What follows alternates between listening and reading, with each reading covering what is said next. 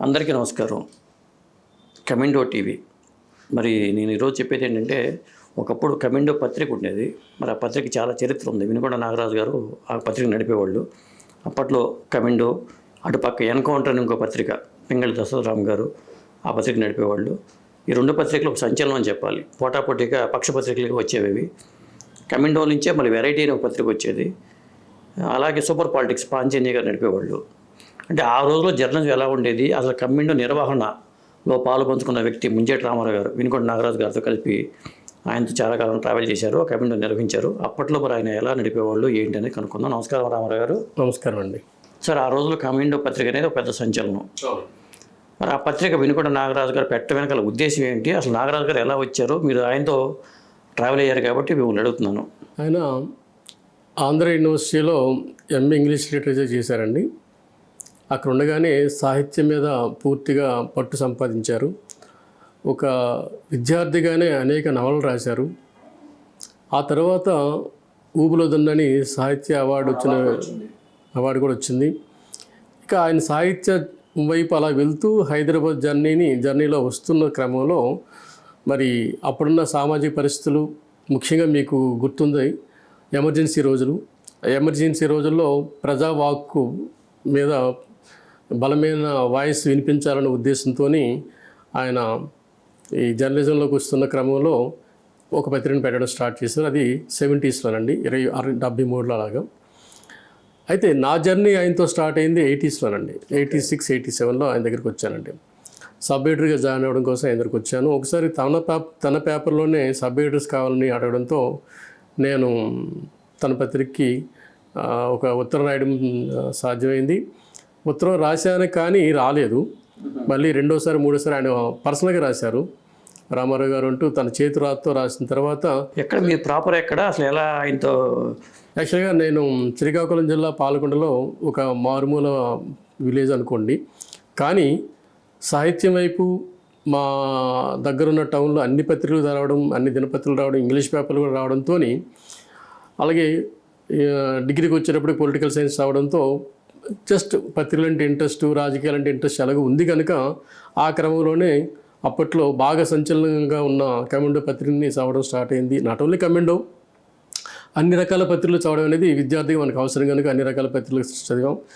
అప్పట్లో ఇంకా స్టూడెంట్స్గా ఉంటూ సివిల్ సర్వీస్ వైపు, కాంపిటీషన్ వైపు చదువుతున్న రోజుల్లో ప్రయాణం ఎటువైపు వెళ్ళాలి, జర్నీ ఎటువైపు వెళ్తే మనకు సాఫీగా ఉంటుంది అనుకుంటున్న క్షణంలో నేను జర్నలిజం వైపు రావడంతో, అలా జర్నలిజం వైపు వస్తున్నప్పుడు ఈ కమిండో ఆ రోజుకి యూత్లకి బాగా ఆకర్షణీయమైన పత్రిక. ఎంత బాగా ఆకర్షణీయ పత్రిక అంటే మీకు తెలుసు, కమిండో ఎన్కౌంటర్ ఆ రోజుల్లో పట్టుకొని తిరగడం అంటే అదొక గౌరవంగా అనిపించేది ఆ రోజుల్లో. ఇది 80s, 90s నాటి పరిస్థితి. సో అలాంటి క్రమంలో మేము కమిండో చదువుతూ ఆ పత్రికలో పనిచేయడం ఎంతో ఉత్సాహంగా అనిపిస్తున్నప్పుడు ఆ ప్రకటనను ఆకర్షించి నేను జాయిన్ అవ్వడం కోసం సార్ని కలిశానండి. కలిసినప్పుడు ఆయన మా ఇద్దరు మాట్లాడుకున్నది ఏంటంటే, నాకు మంచి టీం కావాలి, యూత్ టీం కావాలి, మీలాంటి వాళ్ళు నాకు రావాలి. ఎందుకంటే మీకు ముందు ఎవరు పనిచేసేవాడు దానికి ఆయనతో? మీకు పాంజన్య గారు బాగా ఐడియా ఉంది. అలాగే నాయుడు గారని, నాయుడు ఫీచర్స్ అవును. వీళ్ళిద్దరూ అప్పటికి కమిండోని ఒక స్థాయిలో తీసుకువెళ్లారు. సంచలన జర్నలిజానికి ఆయనకి చేదోడు వాదుడుగా, కుడి ఎడమలుగా పనిచేశారు. వాళ్ళిద్దరు కూడా ఆ పత్రిక సక్సెస్లో బాగా ఉన్నారు. నేను జాయిన్ అయ్యేటప్పటికీ పాంజన్య గారు లేరు, నాయుడు గారు ఉన్నారు. అవును, పాంజన్య గారు సూపర్ పాలిటిక్స్ అని పత్రిక పెట్టారు. ఆ తర్వాత మహానగర్ అనుకుంటా, మహానగరాన్ని సాయంత్రం పత్రిక హైదరాబాద్లో పెడుతూ మామూలు స్థాయిలో ఆయన సక్సెస్ అవ్వలేదు. ఆ తర్వాత ఆ పత్రిక కూడా అనేక ప్రింట్ మీడియాలో క్షీణదశలో ఆ పత్రిక కూడా కనుమరుగైంది అనుకోండి. పాంజన్య గారు కూడా అక్కడి నుంచి వచ్చిన జర్నలిస్ట్ అండి. అంటే అప్పట్లో ఎంత సర్క్యులేషన్ ఉండేది కమిండోకి నేను వచ్చేటప్పటికే 45,000 కాపీస్, అంటే 45,000 అమ్ముడిపోయిందండి. పీక్ అంటే 65,000 కాపీస్ అండి ఆ రోజుల్లో. పక్షపత్రికగా ఉంటూ 65,000 ప్రింట్ చేసి. అప్పట్లో మెయిన్ పత్రికలు ఈనాడు లాంటి దినపత్రికలు కానీ సర్క్యులేషన్ కూడా 3 లక్షలు, 4 లక్షలు, 5 లక్షల్లోనే ఉండేవి. హైయెస్ట్ సర్క్యులేషన్ అంటే అలా ఉండేది. ఇంకా మిగతా పత్రికల నుంచి చాలా తక్కువ ఉండేది సర్క్యులేషన్. అలాంటి వాటిల్లో సగానికి పైగా సర్క్యులేషన్ వీటికే ఉండేది. ఎన్కౌంటర్ పత్రికకి దాదాపు 1,500,000 కాపీలు వేసిన సందర్భాలు కూడా నేను చూశాను. ఆ పత్రికలు చదివేవాళ్ళు జనాలు కూడా. అవునండి. అంటే మీరు ఒకసారి ఆలోచించండి, ఈనాడుకి అభిమానులు ఉండరు, పాఠకులు ఉంటారు, అలాగే ఆంధ్రజ్యోతికి అభిమానులు ఉండరు, పాఠకులు ఉంటారు. కానీ ఈ తరహా పత్రికలకు అభిమానులు ఉంటారండి. ఏదో చిరంజీవికి అభిమానులు ఉన్నట్టు, నాగేశ్వరరావుకి, ఎన్టీ రామారావుకి ఉన్నట్టుగానే ఈ తరహా పత్రికలకు ఆ రోజుల్లో యూత్ అభిమానులు ఉండేవాళ్ళండి. అంటే ఆ పత్రికను చదివి అభిమానాన్ని పెంచుకొని సొసైటీకి మేము ఇలాంటి సేవలు చేయాలి, ఇట్లా సొసైటీ మన మీద ఇలా ఆధారపడుతుందన్న ఒక దృక్పథం వాళ్ళలో పెరగడానికి కారణం ఈ పత్రికలు. అవును, ధైర్యంగా రాసేవాళ్ళు కనుక అంటే కుళ్ళిని, సమాజంలో ఉన్న చెడుని ఎక్స్పోజ్ చేస్తూ రాసే పత్రికలు కనుక, నిర్భీతిగా రాసే పత్రికలు కనుక ఈరోజు చూడండి మీరు, ఒక 100 యూట్యూబ్ ఛానల్స్ అవే ధైర్యంతో పుట్టుకొచ్చాయి. అసలు మంచి ఉన్నాయి, చెడు ఉన్నది పక్కన ఉంచుదాం. అలాగే టీవీ ఛానల్స్లో కూడాను మంచి యూత్ ఒక స్థాయికి వచ్చారు. TV5 నుంచి కానీ, TV9 నుంచి కానీ, NTVలో కానీ ప్రముఖ జర్నలిస్ట్ ఈ రోజుల్లో ఏ స్థాయిలో తీసుకెళ్ళి వీళ్ళందరూ కూడాను నాకు తెలిసి ఈ పత్రిక అందరూ చదివిన వాళ్ళే, ఈ 2 పత్రికలు చదివిన వాళ్ళు వీళ్ళంతా. అట్లాంటి యూత్ మనమంతా హైదరాబాద్కి వచ్చి జర్నలిజాన్ని రూల్ చేస్తున్నామంటే ఈ పత్రికలో చదివి తయారైన వాళ్ళమేనండి. ఇప్పుడు ఈ పత్రికలు డూప్లికేట్ కూడా వచ్చేవి, సినీ కమెండో అని, పొలిటికల్ ఎన్కౌంటర్ అని, ఈ టైప్లో. మీకు ఇందాక చెప్పాను, అభిమానులు ఉన్నారంటే ఆటోమేటిక్గా డూప్లికేట్లు వస్తారండి. అభిమానులు ఉన్నారంటే సో వినుకొండ నాగరాజు సంచలనాత్మక జర్నలిజానికి కానీ, విశ్లేషణాత్మక జర్నలిజానికి కానీ ఆయన ఆద్యుడు, గురువు అండి. ఓకే, మరి రాజకీయపరమైన బెదిరింపులు వచ్చాయి కదా? నిజానికి బెదిరింపులు చాలా వచ్చాయండి. ఎన్నో కేసులు కూడా ఆయన మీద ఉన్నాయి. కానీ ఆయనలో ఒక మంచితనం కూడా ఉందండి.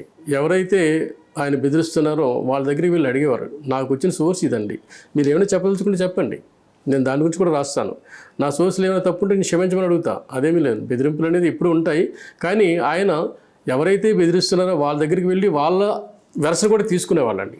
అందుకని మీరు గమనించండి, కమెండోకి ఎన్కౌంటర్కి చిన్న తేడా ఉంటుంది. అంటే ఏంటి, తను చెప్పదలుచుకుని చెప్పేసిన తర్వాత ఇంకా డోర్స్ క్లోజ్ చేస్తారు ఆయన.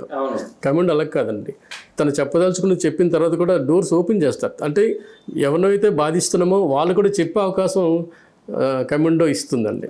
సో పైగా ఎన్కౌంటర్ భాష ఏమో కాస్త బూతులు ఉండేవి, కమెండోకి ఏమో కాస్త ఆ బూతులు లేకుండా. కమెండో సరళమైన భాష, మంచి భాష, ఎందుకంటే ఆయన సాహిత్యం కూడా బ్యాక్గ్రౌండ్ ఉంది కదా. దాంతో అదొకటి. MA ఇంగ్లీష్ లిటరేచర్ చేశారు. లిటరేచర్లో ఇవన్నీ మనం చూస్తాం కనుక ఆ ఇంగ్లీష్లో మనం ఇంగ్లీష్ రాని వాళ్ళం, ఇంగ్లీష్ నవలు చదివిన వాళ్ళ మన యూత్కి అదొక పెద్ద వరం అండి. వెరైటీలో అనేక ఆయన ఎలా రాసేవాళ్ళంటే ఇంగ్లీష్ నవల్ని పక్కన పెట్టుకుంటూ వైట్ పేపర్స్తో అలా చూస్తూ అలా రాసేసేవాళ్ళండి. తనకున్న ఆంగ్ల భాష అంత పట్టుందండి నాగరాజు గారికి. సో అలాంటి జర్నలిజంలో వచ్చారు కనుకనే మనం ఎంతకాలం అదే ఫీల్డ్లో కాస్త మరి వాటిని ఎల్లో జర్నలిజం అనే పేరు కూడా పెట్టారు కదా కొన్ని పత్రికలకి అప్పట్లో. అంటే ఎల్లో జర్నలిజం అనేది ఒక చెడ్డ పేరుని ఎందుకు అనుకున్నారో మనకు తెలియదండి. అది చెడ్డ పేరు ఏమి కాదండి. ఇప్పుడు విశ్లేషణాత్మక జర్నలిజానికి ఎల్లో జర్నలిజం అనేది ఒక పేరండి. ఇప్పుడు మీకు ఒక దినపత్రిక చూడండి, మెయిన్ హెడ్డింగ్ నుంచి చివరి వరకు ప్రతిదీ కూడాను అందులో ఎవరు మీకు కనిపించరు, వార్త ఉంటుంది. విశ్లేషణ అనేది కేవలం ఎడిటోరియల్ పేజీలో మాత్రమే. ఆ పత్రిక ఏదైనా ఒక దారి చూపించుకుంది, తను ఏదైనా చెప్పిందంటే ఒక ఎడిటోరియల్ కాలంలో ఒక ఎడిటోరియల్ ఉంటుంది. లేదు ఆ పత్రికలో ఎవరన్నా సరే ఒక పాఠకుడు, ఒక ప్రొఫెషనల్, ఒక ఆఫీసర్ కావచ్చు, లేదా జర్నలిజంలో కావచ్చు, లేదా ఒక సాంకేతిక నిపుణుడు కావచ్చు, ఏదైనా ఒక ఎస్ఏలు రాశారంటే అందులో ఒక వ్యాసం అండి. ఈ 2 పేజీలు ఆ పేజీ మాత్రమే రీడర్స్తో లింక్ ఉంటుంది, మిగతాంతా వార్తలు మాత్రమే. సో ఆ పత్రిక చెప్పేది ఒక కాలంలో మాత్రం ఉంటుంది. కానీ ఈ విశ్లేషణాత్మక జర్నలిజంతో వచ్చిన ఈ పత్రిక అంతా ఎడిటోరియల్సే.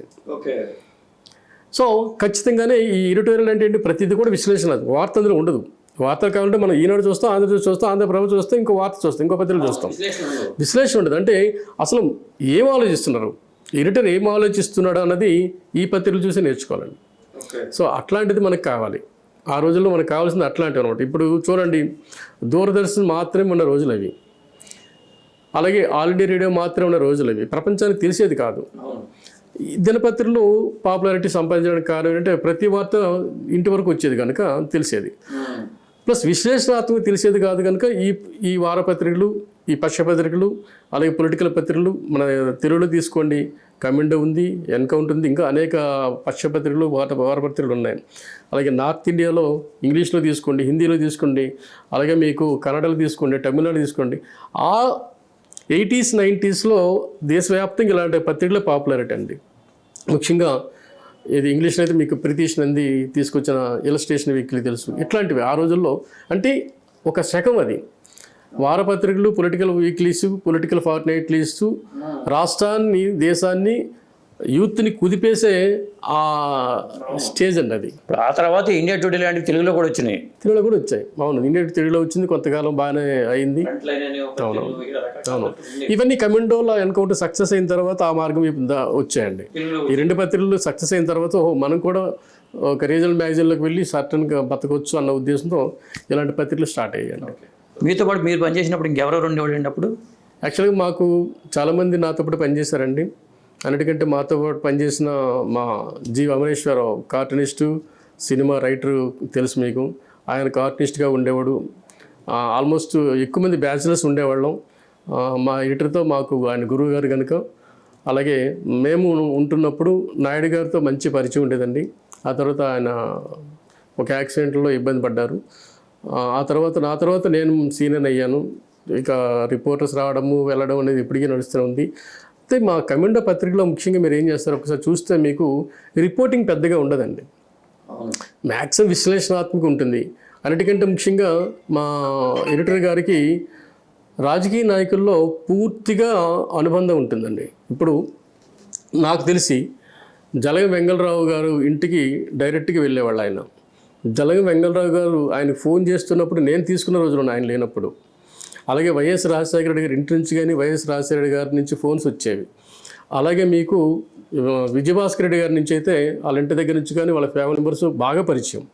అలాగే రోసయ్య గారి ఇంటి వైపు నుంచి కూడా ఆయనకి విపరీతమైన కాల్స్ వచ్చాయి. అంటే వీళ్ళందరూ స్నేహంగానే, ఒక జర్నలిస్ట్గా కాకుండా, అంటే జర్నలిజాన్ని దాటి వాళ్ళ కుటుంబంలో కలుస్తూ వాళ్ళతో స్నేహంగా ఉంటూ వాళ్ళతో కలిసి మాట్లాడుకోవడం, డిస్కస్ చేయడం, ఇవన్నీ ఆయన అంటే రాజకీయ నాయకులు, ప్రముఖ రాజకీయ నాయకులతో మంచి స్నేహం ఆయనకు ఉందండి. వాళ్ళు రావడం నాకు తెలుసు, వాళ్ళు ఆఫీస్కి వచ్చి మాట్లాడడం నాకు తెలుసు, ఇంకా కొంతమంది వాళ్ళ ఫ్యామిలీ మెంబర్స్ కూడా మా ఆఫీస్ రావడం తెలుసు.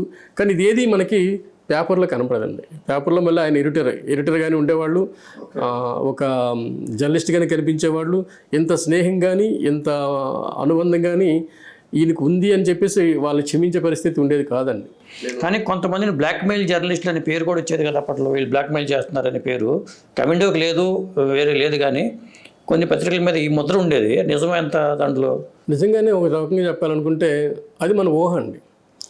బ్లాక్మెయిల్ చేసే పరిస్థితి ఒక పత్రికకి ఉండదండి. ఎందుకంటే ఒక పత్రిక ఒక కొద్దిమంది వ్యక్తుల మధ్య ఒక చిన్న ఆర్థిక వ్యవస్థతో కాస్త సంపాదిస్తూ ఉంటున్న వాళ్ళు ఎవరన్నా సరే బ్లాక్మెయిల్ చేసే పరిస్థితి ఉండదండి. వాళ్ళే నేను పొడిచేస్తాం, చంపేస్తాం అన్న వాళ్ళే ఎక్కువ మంది ఉంటారండి. అంటే ఒక రకంగా చెప్పాలంటే సెక్యూరిటీ లేని జీవితాలండి. ఈ కమెండో కావచ్చు, ఎన్కౌంటర్ కావచ్చు, వీళ్ళు ఒక రాజకీయ నాయకుడినో వీళ్ళతో ఒక గూండానో బ్లాక్మెయిల్ చేసే స్టేజ్ కాదండి. వీళ్ళే ఎవరన్నా వీళ్ళ దగ్గరికి నేరుగా వీళ్ళ ఆఫీస్కి వచ్చి చంపదెబ్బలు కొట్టు, లేదా కర్రతో కొట్టు, లేదా కత్తితో పొడిచి వెళ్ళిపోయే స్టేజ్ అండి. అంత పెద్ద రక్షణ వ్యవస్థ ఏం వీళ్ళకి లేదండి. ఇట్లాంటి వాళ్ళు తమ జ్ఞానాన్ని, తమకున్న పదునైన కళాన్ని ప్రదర్శించే ప్రయత్నంలో భాగంగా రాశారే తప్ప ఎవరిని బ్లాక్మెయిల్ చేసేది కాదండి. ఇది నేను వ్యక్తిగతంగా ఒక యూత్గా నేను అబ్జర్వ్ చేశానండి. కమెండో వచ్చిన తర్వాత ఎన్కౌంటర్ వచ్చిందండి. కమెండో వచ్చిన తర్వాత ఎన్కౌంటర్ వచ్చిందండి. కానీ ఆయన ఏమి శిష్యుడేమి కాదు. కానీ ఆయన అనేవాడు, మన దశరథం గారు ఏమనేవాళ్ళంటే నేను ఏకలవ్య శిష్యుడిని అని. అంటే కమెండో పాఠకుడు ఆయన. కమెండో పాఠకుడిగా ఉంటూ దాన్ని చదువుతూ ప్రేరణతో ఆయన పెట్టారు ఆయన. ఖచ్చితంగా అండి. దశరథం గారు ఆఫీస్కి వచ్చేవాళ్ళు, ఆయన సలహాలు తీసుకునేవాళ్ళు, పుస్తకాలు తీసుకొస్తూ మొదటి. నాకు ఎందుకు ఈ మాట అన్నానంటే ఎన్కౌంటర్లో దశరథం హత్య చేయడానికి పథకం రెడీ అని ఒక కథనం వచ్చేది. అదే కథనం కూడా కమెండోలు కనిపించేది. ఎన్కౌంటర్ దశరథం చంపడానికి కుట్ర జరుగుతుందనే కథనాలు కమెండోలు వచ్చేవి. నేను అనుకోవడం ఇవన్నీ మన మన పాంజన్య గారు బహుశా అటు ఇటు ఆయనది కూడా విజయవాడే కనుక పాంజన్య గారు ఆ వార్తలు చేరవేయడం, ఆ ఇన్ఫర్మేషన్ షేర్ చేయడంతో ఒకసారి కోయిన్సిడెన్స్ అయి ఉంటాయండి జనరల్గా. అదే అంతే పాంజన్య ఎఫెక్ట్ ఉంటుంది కొద్ది రోజుల్లో. ఇన్వెస్టిగేషన్లో మాత్రం పాంజన్యకి వస్తే యాక్టివ్ ఉండేవారు కనుక ఆయనది విజయవాడ కనుక ఆయన బహుశా తీసుకొస్తున్న ఇన్ఫర్మేషన్ ఈయన కూడా షేర్ చేస్తుంది. అంటే మీ కెరీర్కి ఈ కమెండో అనేది ఎంతవరకు ఉపయోగపడింది ఏమిటి చెప్పండి. నిజానికి నేను నా ఫాదర్ కంటే ఎక్కువ గంటలు, ఎక్కువ రోజులు వినుకొండ నాగరాజు గారితో గడిపానండి. ఒక రకంగా చెప్పాలంటే ఆయన కూడా నాకు అంతే గౌరవం ఇచ్చారండి. కాస్త పెళ్లి కాని వ్యక్తిగా అక్కడ ఉన్నాడు కనుక ఆయన ఆల్మోస్ట్ పెద్ద పెద్ద పొలిటికల్ లీడర్స్కి నన్ను ఆయన నా రైట్ హ్యాండ్ అని చెప్పేవాళ్ళండి, పరిచయం చేసేవాళ్ళండి. కొంతమందికి ఏమీ పరిచయం కాకపోతే నాగరాజు గారు వాళ్ళ అబ్బాయి ఏమో అని వాళ్ళు అనుకునేవాళ్ళండి. నాకు ఆయన ఆ స్థాయిలో గౌరవిస్తూ సబ్ ఎడిటర్గా జాయిన్ అయిన నన్ను ఎడిటర్ స్థాయి వరకు తీసుకెళ్లారండి. ఈ క్రమంలో నాకు ఏమనిపించిందంటే నేను కూడా ఆయనలా ఊహించుకుంటూ ఆయన స్థాయిలో నేను ఊహించుకుంటూ పెద్ద జర్నలిజం ప్రపంచం వైపు మిగతా ప్రపంచం వైపు తొలిగి చూసే పరిస్థితి ఉండేది కాదండి. నేను ఒక దివికి ఒక ఎడిటర్ని, ఇక్కడ ఉద్యోగం లేకపోతే ఇంకో దగ్గరికి వెళ్తే అక్కడ కూడా మనకేదో లేకపోతే అక్కడ కూడా వెళ్ళాల్సి ఉంటుందేమో రేపు పొద్దున్న అంటూ వాళ్ళతో ఒక సఖ్యత ఉండడం కానీ ఒక స్నేహం ఉండడం మాత్రం కొనసాగించే పరిస్థితి ఉండేది కాదండి. నాకు ఇది సాధిస్తూ అనుకునేవాడిని. అలాగే 87లో వచ్చిన నేను ఆయన చనిపోయినంత వరకు ఆయనతోనే పనిచేశానండి. అంటే మీ పేరు ముంజేటి రామారావు అయినా కమిండో రామారావు అని అంటూ ఉంటారు అందరూ. అవునండి. అంటే కమిండోలో నేను ఒక రకంగా చెప్పాలంటే కొద్దిమంది వ్యక్తులు ఎక్కువ పని చేసేవాళ్ళం అండి. ఇప్పుడు అమరేశ్వరరావు గారు లేఅవుట్ చేసేవాళ్ళు, కార్టూన్లు వేసేవాళ్ళు, ఇంకా ప్రింటింగ్ వైపు చూసుకునేవాళ్ళు, ఇంకా చాలా పనులు చేసేవాళ్ళు. అలాగే నేను ఇంకో పక్కన రాస్తుండేవాళ్ళం, బిట్స్ రాస్తుండేవాళ్ళం, ఆయనకి ఎడిటోరియల్కి సహకరించేవాళ్ళం, లేదా ఇన్ఫర్మేషన్ ఏమైనా కావాలంటే ట్రాన్స్లేట్ చేసి ఇచ్చేవాళ్ళం. అంటే ఒక వ్యక్తి 4-5 పనులు చేసే క్రమంలో ఎదిగిన వాళ్ళం అండి మేమంతా ఇక్కడ. దీంతో ఏమైందంటే బయటికి ఎక్కడ వెళ్తున్నా సరే మేము మా పేరు కాకుండా మా పేరుకి ఏం విలువ ఉంటుందండి, కమిటీ చెప్పుకుంటే కదా మాకు గౌరవం. సో అలాగా కమిండోగానే మాకు అదే పేరు శాశ్వతమైంది, అదే మాకు బతుకుతెరవైంది, అదే ఈ హైదరాబాద్లో గౌరవాన్ని కూడా తీసుకొచ్చిందండి మాకు. అంటే కమిండోకి సంబంధించి ఇంకా చాలా విషయాలు మాట్లాడాలి కాబట్టి మనం ఒక వీడియోలోనే అన్నీ చేయడం కుదరదు. ఇంకొక భాగంలో మనం ఆ విషయాలు పంచుకుందాం అండి. థ్యాంక్ యూ అండి. నమస్తే అండి.